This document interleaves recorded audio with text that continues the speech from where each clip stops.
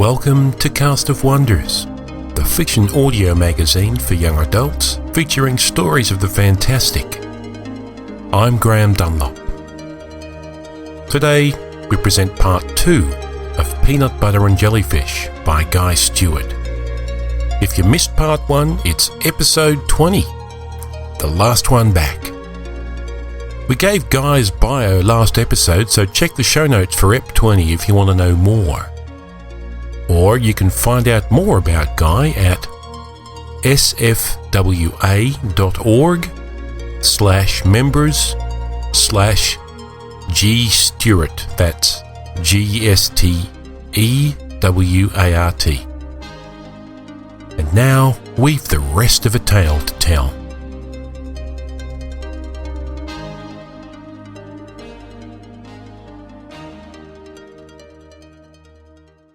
Khalid spent the night in the bubble and barely managed to climb the ladder and flop onto the floor the next morning. He was lying on his back with his eyes squeezed shut when Moreau said, "Do you need help, sir?" Wheezing, Khalid replied, "Back spasm. Ah! Wake the teens and get them on deck." "Sir? There's a pod of migrating humpbacks nearby." "Aye, aye, Capitan." Moreau snapped a salute and hurried out, then came back and said, "Can we come too?" Khalid growled as he got to his hands and knees, muttering, "I don't need a certified nursing assistant yet," and stood up using Moreau as a cane. "Oh, fine, you can all come." "Aye, aye, Capitan," Moreau exclaimed and was gone. By the time Khalid had dressed, downed 4 painkillers and hobbled over to the catamaran, he'd loosened up. At the slip, he looked down at Moreau and Jules. The teens stood alongside him. Khalid said, "I asked Nick to stay behind." Jules and Moreau scowled. "I hope we can find the barge when we get back." Neither assistant smiled. He turned to the teens. Mosa, Luz, Meremi and Himivi manifested peer pressure and pod crowding with a vengeance, forcing Asher and Ifhufe to stand side by side and apart from the group. Khalid motioned the 4 down to the cat. "I've located a tagged pod of humpback whales passing nearby." Khalid slithered down after them. He waved Asher and Ifhufe off, saying, "You two will stay behind to scrape and paint the anti-gravity impeller units." He looked up as Nick appeared. The redhead held out 2 buckets of paint and brushes. He waved and called out, "We've got a little work to do while the others get to swim with the humpbacks." "That's not fair," Asher exclaimed. Ifhufe did the same, though Khalid didn't exactly understand the words. He signalled Moreau, and the cat moved into open water. Luz watched the barge recede, then said suddenly, "Why do you study jellyfish, Dr. Musrick? Whales must move more water than jellyfish can." Khalid pulled the bubble mask over his face and said, "Testing. 1, 2, 3. Can you hear me now?" He signalled for them all to finish suiting up, and for Moreau to bring them to a stop. "Let's get in the water and I'll answer your question, Luz."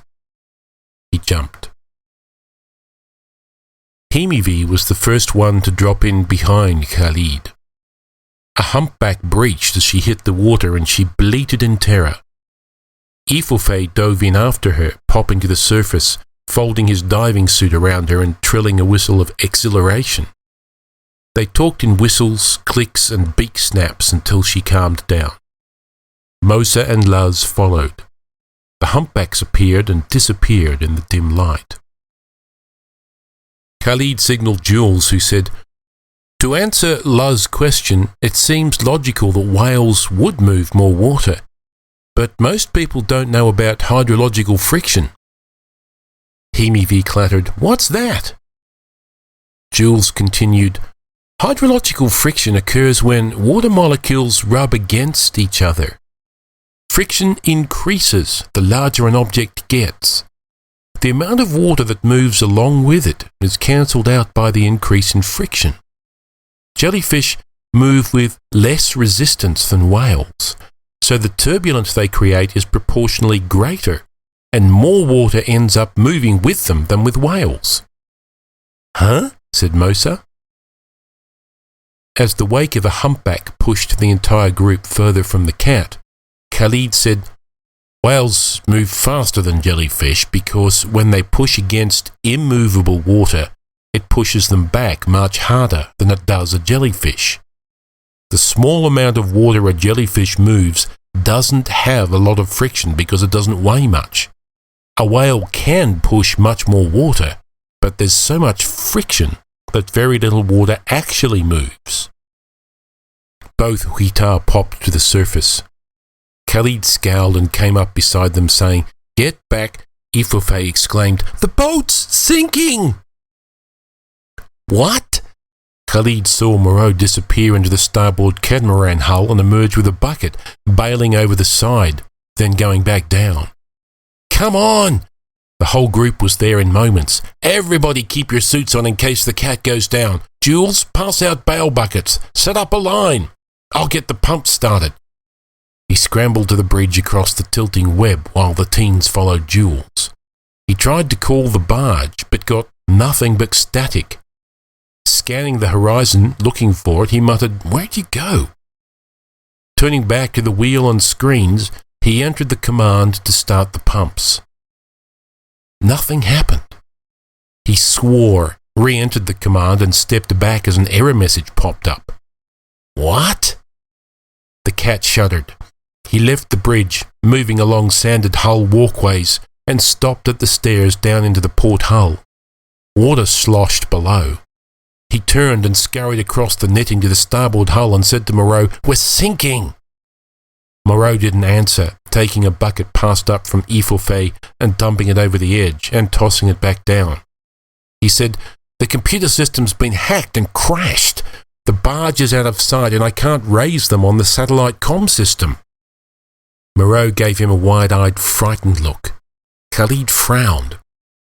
Moreau had never once appeared scared. Khalid said, "Keep the team bailing. I've got a trick or two up my sleeve." He skittered back to the bridge to reboot the computer. When that failed, he hurried to the back of the bridge and slid open a cupboard door, removed a package of rain ponchos, and opened a secondary door hidden behind it. There he found a steel panel of very old-fashioned switches and transparent buttons glowing green or amber and labelled in engraved white lettering. One flashed red. Khalid pressed it. It went out for a moment. Then from deep in the cat came a chugging sound. The cat lurched, and the water between the hulls churned as an ancient secondary pump pushed them forward. Moreau stopped bailing. Khalid shouted, "Don't stop now, I just got us moving!" Moreau nodded, shouted below, and got the buckets bailing faster. 20 minutes later, Khalid saw the comm dish of the barge starboard. He turned the cat and aimed at it.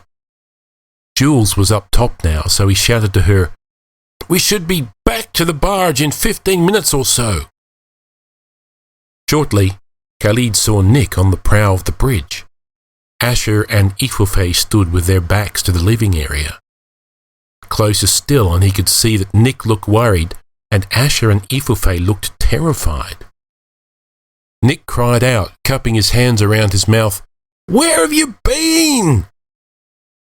Khalid brought the listing cat into the slip. Nick was there, holding out his hand to pull Khalid aboard. "You disappeared from the scanner and there's something wrong with the comm. I was going to shut down the system and reboot." Khalid said, "Get the lift under the cat before it goes under all the way." The crew got the cat positioned so the mechanical fork could lift it free of the water while the teens helped where they could. Once it was up, water poured from two round holes, smaller than a human child's hand, that had been bored into the twin hulls. Khalid, Jules, Nick, and Moreau, as well as the 6 high school students, stared in silence. Who would do such a thing? Jules exclaimed. Nick swept his gaze across the students and balled his fists, taking a menacing step towards them. All six shrank back as he snarled, "The saboteur is standing in front of me." Moreau and Jules scrambled up to the barge's main deck. Jules shouted at Nick, "Stop scaring the kids!" With his back to Khalid, Nick shouted something. Maremi shrieked and flailed her tentacles of manipulation at Ifofe and Himivi. Moreau spun on Luz and Mosa, who were pointing at Asher. Dr. Musrek raised his thumb and middle finger to his mouth and whistled a single shrill, deafening note. 6 pairs of eyes and 3 trios of eye bars spun to him. He shouted, "Moreau, take Asher and Maremi to patch and clean the catamaran. Nick, Himivi and Luz, take the Zodiac and herd tuna for dinner. Bake it in the fire pit, boil up a kettle of pasta. Don't forget to stir or it'll burn. Make an Alfredo, then scrape barnacles off the impeller nacelles. You can paint them if you get done early." Nick's eyes bugged. Khalid continued, "Jules, you, Maremi and Mosa swab the barge deck, take apart and refurbish everyone's diving gear and ID, scan and catalogue the jellyfish images I made today." He smiled at each one of his crew, who stared at him open-mouthed. He climbed to the barge's deck, saying, "I'll see you over baked tuna and spaghetti tonight." Striding across the deck, he made for the bridge, climbed to the high roof, and passing the wheelhouse, crept around it to the roof of the galley. He found the comm sabotage at the base of the dish. Someone had unplugged the cable. He sat down, back against the wheelhouse, and had Davandria Jackson Frazier on Moreau's cell phone moments later. "Antoine?" her voice asked. "No, this is Khalid. I'm using Moreau's phone because he's busy sucking water out of the catamaran that almost sank with our extraterrestrial guests and 3 human teenagers on it." He gave her a synopsis of the past 36 hours, then said, "The Earth grant was supposed to give me credibility to apply to the Observers Group, not turn my life into a teen mystery movie, Ms. Jackson Frazier." Dee Dee cleared her throat and then replied, "As I pointed out, Dr. Musrek, human-Huitar relations are tense right now. The arguments and intrigue on the barge seem to be reflecting what's going on all over Earth and Wheat." Khalid's lips thinned to near invisibility, then he said, "Someone drilled holes in the cat and is bent on messing with my science," he snarled, "and I will not have it." She paused and said, "I'll contact Interpol." Startled, he said, "You think it's that serious?" "It's an interstellar incident, Doctor. Yes, I do." He grunted, then said, "Thank you. Would you also please send me everyone's complete security dossiers?" "What?" "I've been infiltrated by someone who wants to demonstrate that war between humans and Huitar is inevitable. I may be able to take care of it here if you send me the dossiers." Her silence had the feel of intense attention. "If they can surreptitiously drill holes in the cat and sabotage the comm, they can commit interstellar murder with all its complications." "Fine. You'll get your files in encrypted form on your pad in a few moments. Your mother's birth date is the decryption key." "Thank you," he said. By the time he got down to the living area, the files were waiting for him. He sat in the forward hanging chair, and with a few keystrokes, he set his pad to decrypt them. Once he had readable documents, he watched as the kids passed the broad picture window overlooking his fire pit. After the first hour, it was clear that not only were his teens and crew a microcosm of the human-Huitar situation, they were a microcosm of human-human relations and Huitar-Huitar relations as well. What did that do to his science? He groaned as he stood up and said to himself, "Nothing. science as a systematic knowledge base or prescriptive practice that's capable of resulting in a prediction or predictable type of outcome. He tucked his compad under one arm. Grasping his hands behind his back like a privateer, he let himself out of the living area, leaned forward, and began an inspection of his ship as he muttered, "Nothing more, nothing less." The fire pit held a huge pot of boiling water surrounded by mirrors. He squinted to see 3 figures near the horizon in the zodiac fishing. It looked too normal. Who would have motive to wreak chaos on a 10-day cruise? The high school teens were no doubt brilliant, but unfamiliar with the barge. Not one would be able to find and use an underwater drill and a bit to cut holes in fiberglass hulls in less than 2 days. The holes might have been drilled months ago and plugged and a student instructed to pull it. But why so early in their tour? And to sabotage the comm and the regular cat engines, he shook his head. That left Jules, Moreau, and Nick. He loved all of them like grandchildren, and while there were plenty of people who'd profit by discrediting him, who would have enough influence to suborn one of them? How could he smoke out a saboteur? He spent the rest of the afternoon dogging all 9 crew members, scowling and making notes on his pad until each one jumped whenever they crossed his path. By sunset, 9 of them sat in silence, eating ravenously and intently, staring into the flames while the barge ploughed over a calm ocean. Khalid fasted. Usually it helped clear his thoughts and increase his focus on what was at hand. But like the false calm on the surface around them, with the water below seething with drifting death, frantic chase and ultimate terror, so his thoughts this night mirrored that turmoil. Long experience led him to believe that the young humans in Huitar were no different. He stood up. Every eye and eye-bar on him, he could offer no solutions. He turned and walked away into the living area where he dropped down into the bubble, locked the hatch, and settled in for the night. After an hour he was squirming.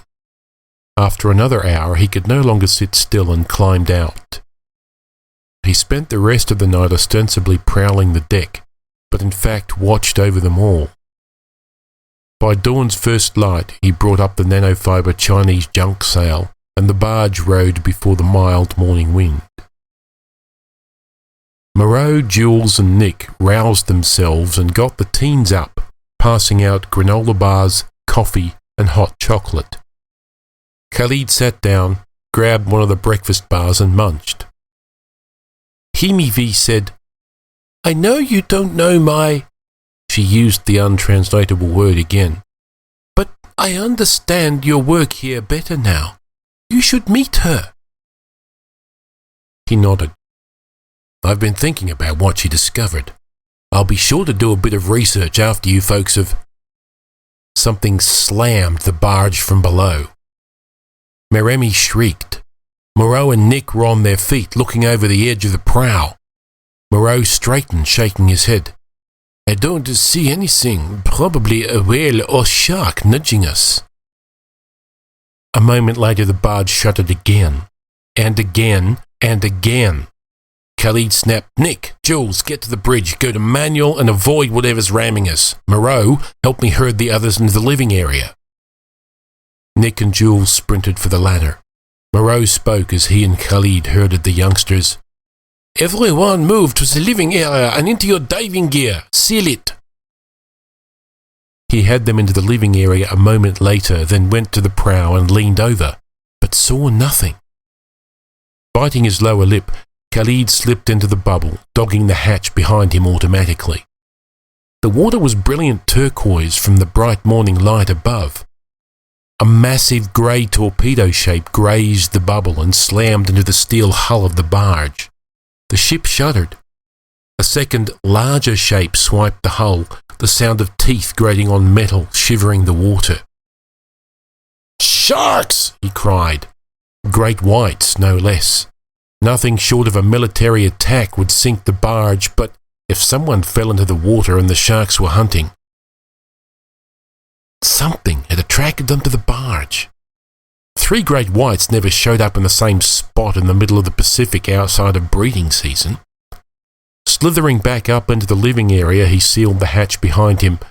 He said to the teens and Moreau, "At least 2 great white sharks are ramming the hull." All 3 Huitar bleated in terror. The 3 humans locked their arms around the Huitar. "Don't worry, the great white is so sensitive to electrical current that..." The barge rolled as if the ocean were surging. The forward door opened and Jules charged in terrified and cried, "It's over 6 meters long!" Moreau ran past her and slammed the door in her face. Khalid heard the bolt drop across it from the outside.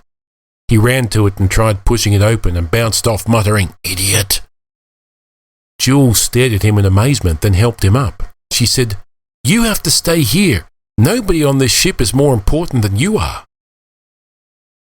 He pulled away from her and said, "The 8 of you are more important than anything else."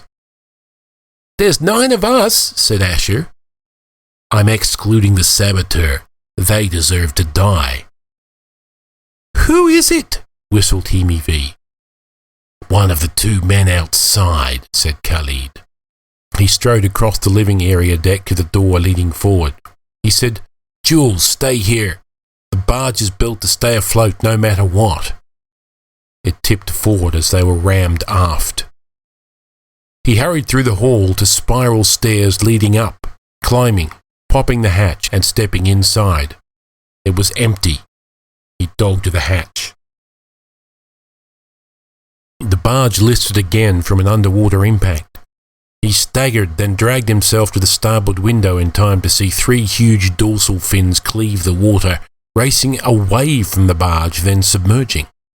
Ahead of them, a 4th great white breached the water, throwing itself into the air, one eye aimed at the barge. Only a tailored mix of biological chemicals could have attracted so many great whites.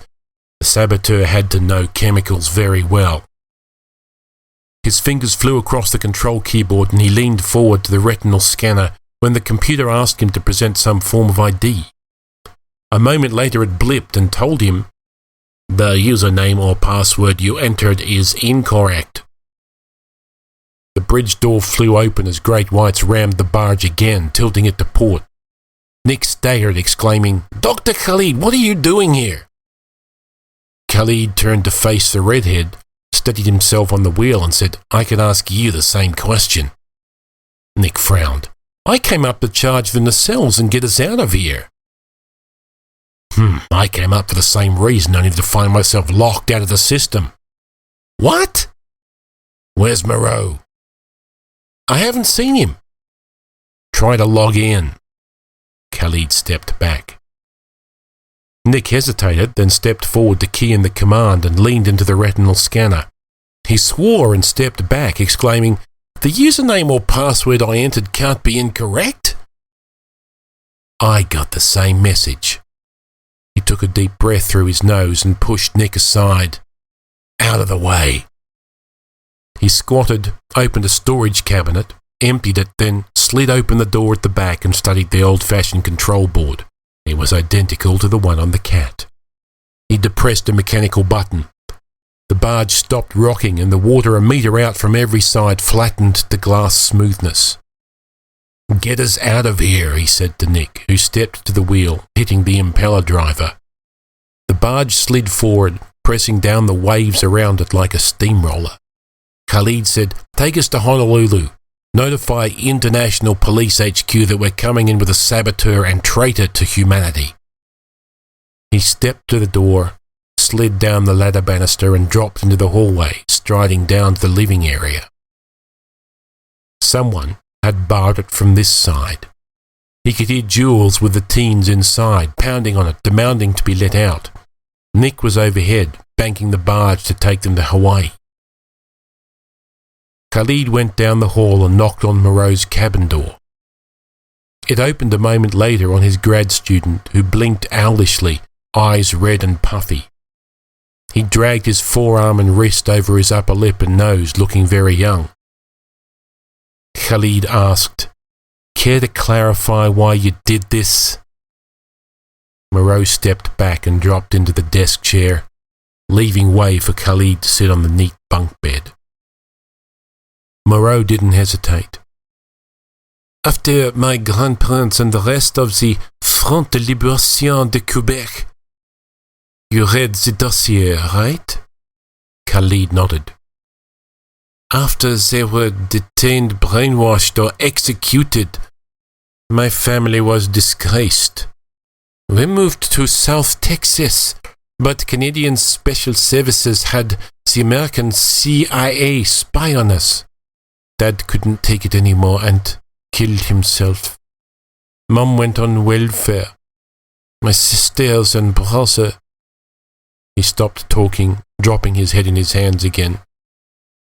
"I had to make something of myself, distinguish myself by intellectual greatness. But my stupid research is meaningless." "I would have stood by it. The interaction of ocean salts and marine mammal blood chemistry wasn't going anywhere." Khalid glanced at the high window to see clouds moving rapidly past. He shrugged and said, "No, it wasn't." "It was my last chance to regain the family honor." When he looked up from weeping, his face was smeared with snot. Khalid handed the boy a tissue. Moreau blew his nose and said, "Am I going to prison?" Khalid leaned back and said, "Well, your great white shark attractant worked very well, and no one's dead."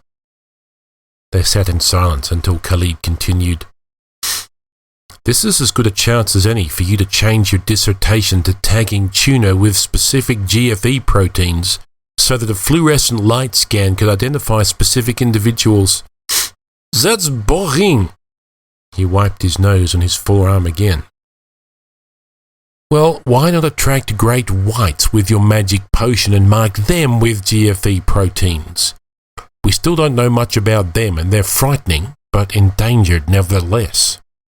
He frowned, looking Moreau in the eye, and said, "Reversing the attractive effect might be helpful too." Moreau looked hopeful. Then he dropped his head into his hands again. "Everyone's going to think I was trying to kill the Huita or start an interplanetary war or something." "You won't start a war. The politicians have already done that." Khalid stood up. "I just wanted to confirm that Nidaria are agents of terrestrial global temperature stabilization."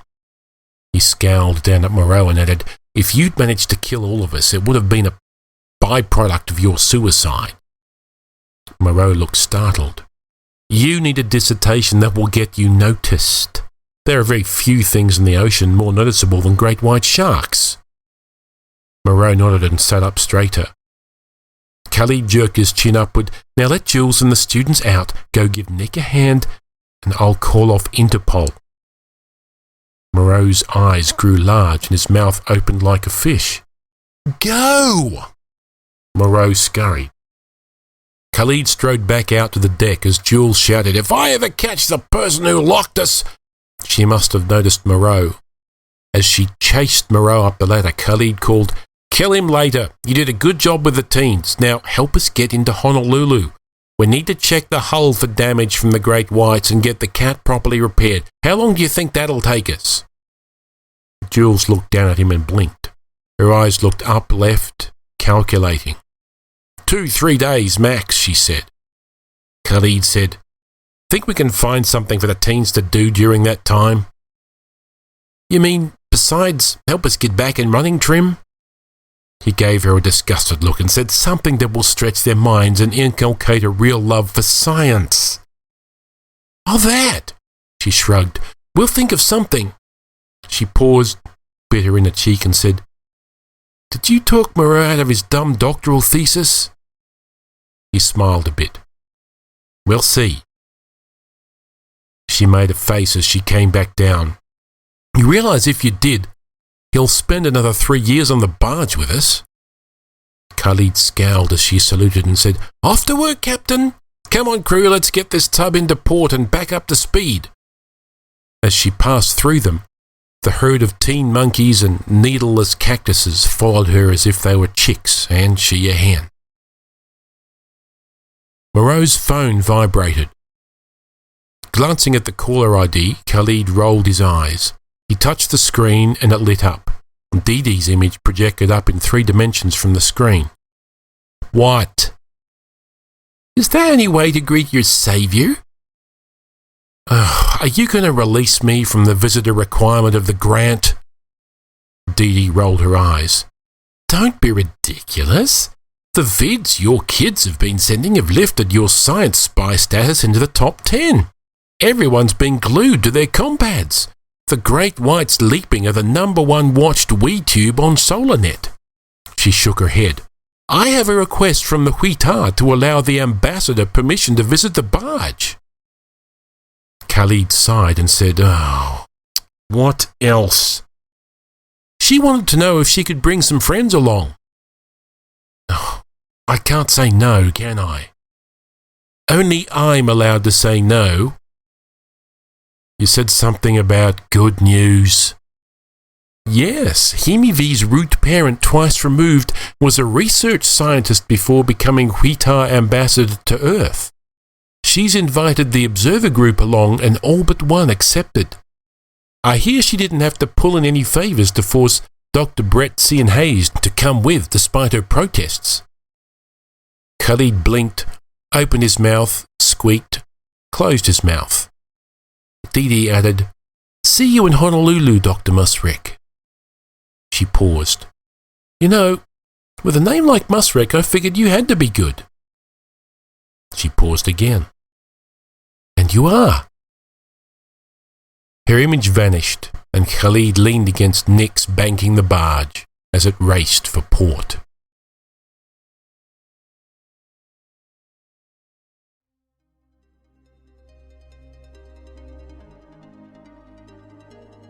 And so ends Peanut Butter and Jellyfish. We hope you enjoyed this story. Drop by the forum and tell us what you think of it. We'd love to hear from you.